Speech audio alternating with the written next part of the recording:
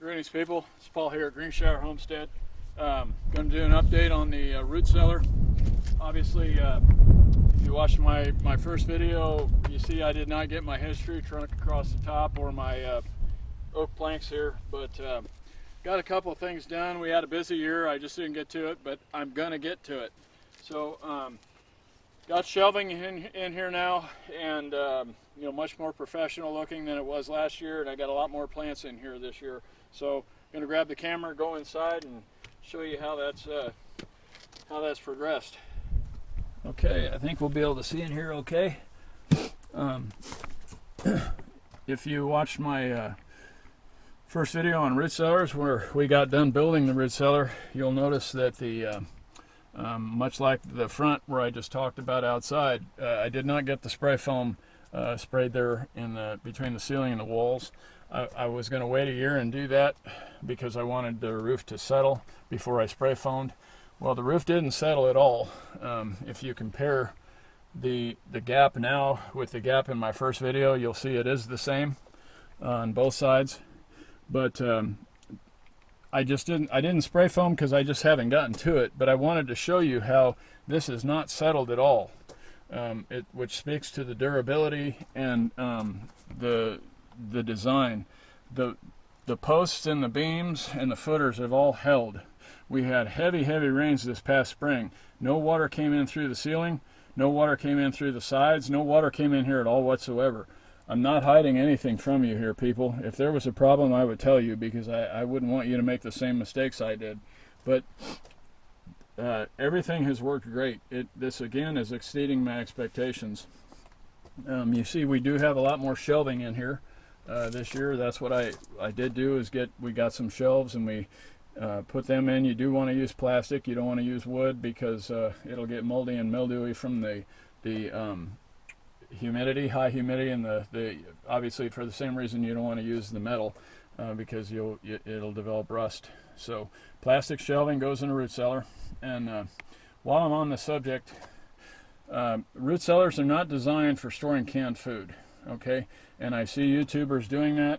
You know, they build the root cellar and then here they come with their jars of canned food.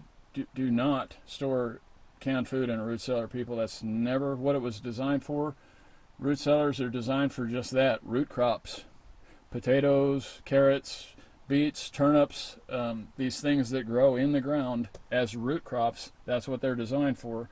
You can also store things like pumpkins, zucchini, cabbage, things like that, cool weather plants, or things where you just, such as the squash, you cut that off the vine and you stick it in the root cellar. You're not doing any processing of the food at all whatsoever. You're just storing it in here because it's cool and damp, and that's what you want to store in a root cellar. If you take your pressure can jars, your glass jars where you put them in the pressure canner and put the lid on there and then seal that lid, where that lid meets the glass, it's going to develop mold and mildew because it's 85% humidity, at least 85% humidity in a root cellar. So that you're going to get mold and mildew around that seal, and the lid itself is probably going to rust. If it doesn't ruin the lid, it's going to at least get funky. And it's just like going to the store and buying a can of Campbell's soup. You don't store Campbell's soup cans in a root cellar, okay? You put those on the shelf in the kitchen or in the basement or a closet, anywhere where it's dry. You do not store your canned food in a root cellar. That's not what it is designed for, and it's not going to work. It's actually bad for the can because of the high humidity content. So I wanted to throw that out there because I've seen people do that on YouTube, and that's a no-no, okay? So with the beets and the carrots, you see here, as they were last year, the beet tops are pink and yellow, and the carrot tops are much lighter than what you would normally be seeing. When you pull the beets and the carrots up out of the ground, you know, you're stressing the plant. So you're wanting to remove 90% of the leaves from the plant, so that will help the plant recover. It doesn't have as much work to do by having to keep all those leaves plump and moist. So you want to pull those leaves off or cut them off with scissors, however you want to remove the leaves, but remove a good 90% of them. and then put them in the damp sand. You don't want the sand to be soaking wet. You want it to be damp, like a damp sponge. You don't want it to be dry, because then that moisture helps the plant recover and plump back up and keep itself strong and healthy. That's why you want the damp sand. I want to show you proof of this here. That where these carrots are, this carrot top here, you see that it's a dark green color. That carrot top is one that I left on there after I pulled the carrot up out of the ground. So that carrot top is from growing outside in the garden. And then here is a good example of what's going on after I've planted the carrots here in the root cellar. These new tops here are much lighter in color, and that's because it's pitch dark in the root cellar. The door's open now, so I can shoot this video, but normally the door's going to be closed and it's going to be jet black in here where you can't even see your hand in front of your face, and that's why those are going to be that lighter color.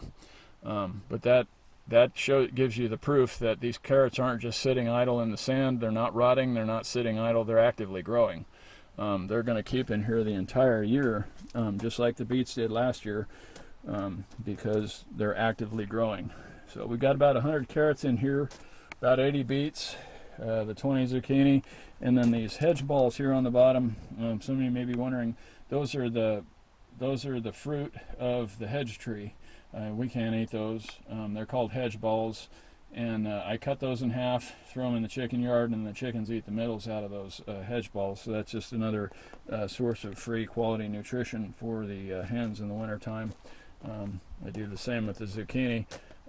I cut the zucchini in half the long way, so basically it's like 2 feed troughs. I just take a knife, slice it down the middle, break it open, and then I put those on the ground out in the chicken yard. One of those will feed the chickens for 2 days. I've got 8 hens, and 8 hens will eat off of that zucchini for 2 days. So having 20 zucchini in here, that's about 40 days worth of feed for the hens. And then of course we got the beets that we feed them too. So it's a good sustainable way of having some good feed for your animals, and good storage for your food. Got the yellow potatoes over there, and I got some red potatoes up there with some sweet potatoes. And then the cabbage is down here. We're not going to use the cabbage to eat. That is going to be simply to gather seed. There's some more up there, so I'll take those out of the bags in the spring, put them back in the ground, and then they'll send up a flower where I'll gather the seed from that. So the watering cans there, like I said, we want a high humidity content, so every 10 days to 2 weeks I'll dump 2 gallons of water. Just dump it out here on the floor in the root cellar and the gravel, and that keeps our humidity level very high, 85 to 90%. So if you're thinking about putting in a root cellar and you've considered the Earthbag idea, I highly recommend it, people. It's a lot of work to do the Earthbag construction, but it's really cheap. We got 600 Earthbags for about $200, and then we just filled them with the dirt that we took out of the hole. Didn't mess with any gravel or anything like that in the bags. I just put the dirt from the hole in the bags, and then we got the gravel floor. I won't go into the construction because I did that on my first video, but working real good, people. I highly recommend it. Thank you for watching. Please give me a subscription and click on the like button. You have a great day. We'll see you next time at Greenshire.